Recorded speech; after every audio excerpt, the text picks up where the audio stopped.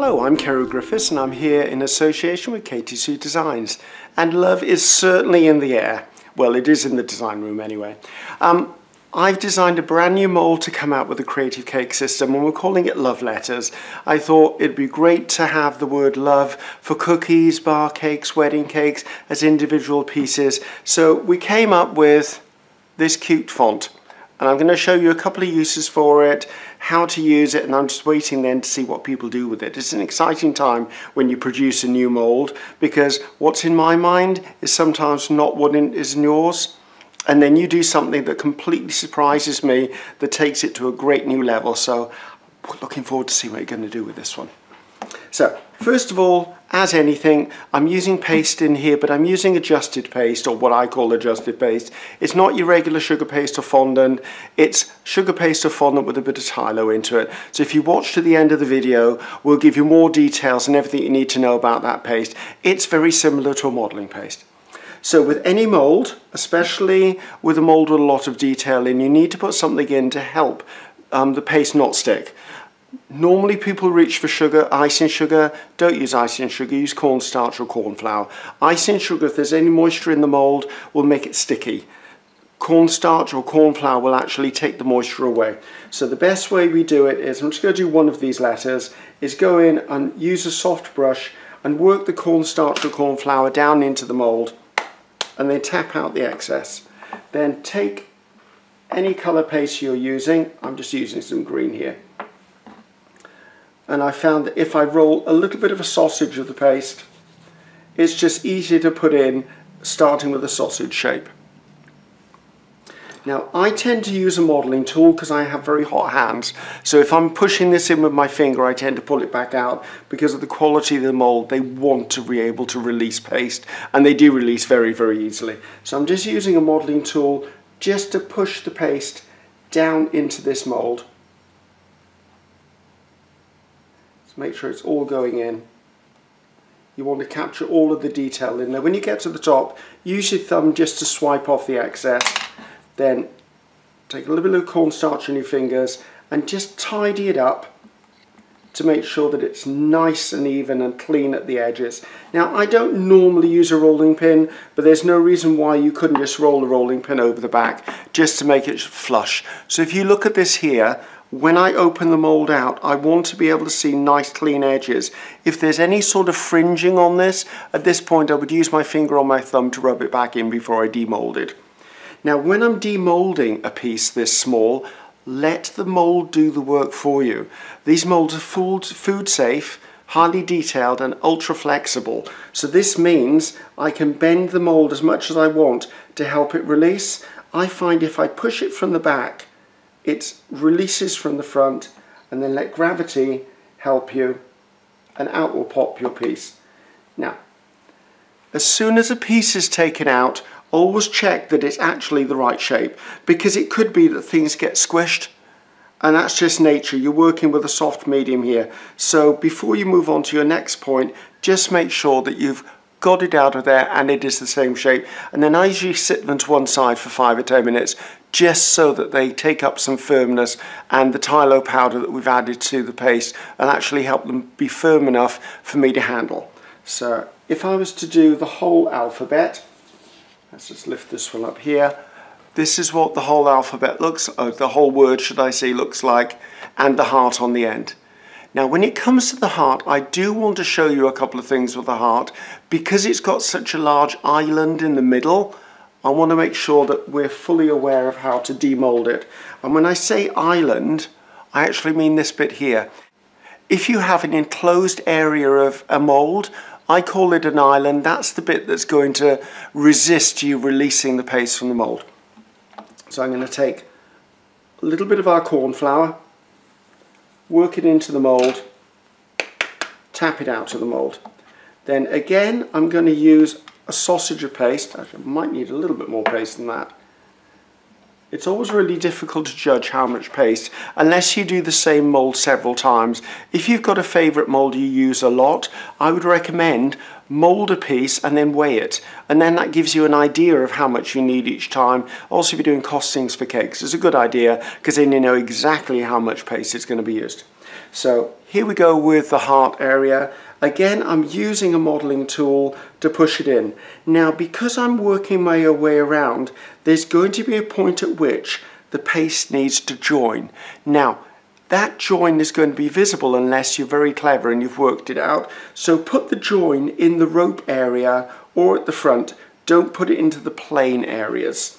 So again, starting at one end, I'll push the paste in. I'm pinching it with my fingers just to drop it down into the mould. Oops, there you go. It's alive!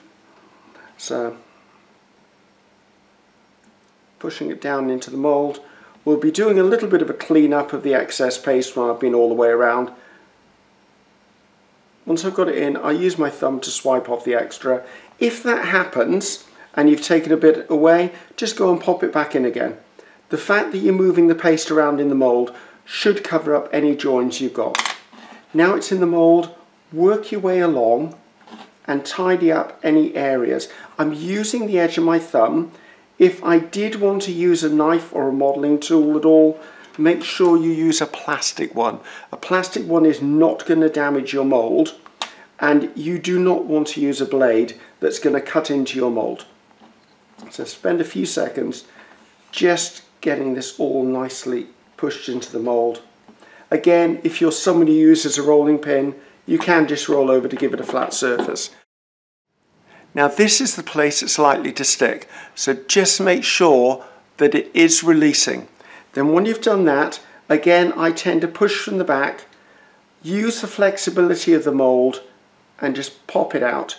It may distort slightly, but you can always put it back into its right shape, and it gives you a cute little heart. The little heart, as you can see, has got detail on it, so it's on its own. It's a beautiful element that you can add to another cake.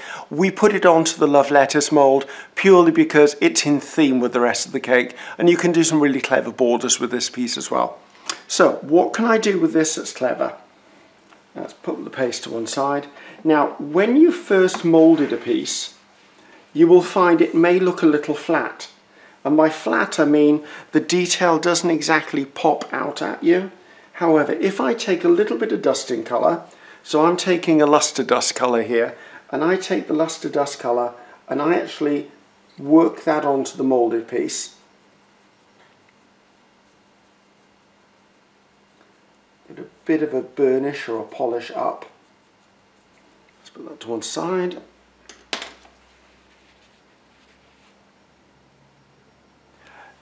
Now when you see the detail on it, it's more accentuated because of the dust. Now, let's have another look at what we can do with this. Now, a very clever lady here at Katy Sue, Doreen, has shown me a technique that's a very clever way to enhance these. So if I'm doing something commercially, I can do this quite quickly. So I'm actually going to use a little bit of white paste this time. And what letter should we stick with? The L? Let's stick with the L. So once again, I'm going to take my corn flour and I'm going to dust my mould, tap out the excess. Then I'm going to take some dragees. I would say these are probably about a 4mm dragee. It depends on which brand you're using, obviously, as to what the size is. If I drop the dragees into the mould where the beaded piece is on the mould, these will then sit in there, and when I demould it, as you'll see, you'll have a nice element already built into it that's attractive. So when I do the bit that has any dragees in, this, or sugar pearls should I say, or dragees, this is the area I start with. Now I'm using a larger ball tool here because I don't want to push down and dislodge the sugar pearls. So work my way along, get that paste in there. Now with this area here, I'm going to carefully come across the top and clean it off. I don't want to move the sugar pearls around. And when I do this top bit, I can do what I always do, which is just swipe it off with my thumb. Tied it all up. Again, we're looking to have nice clean edges on things.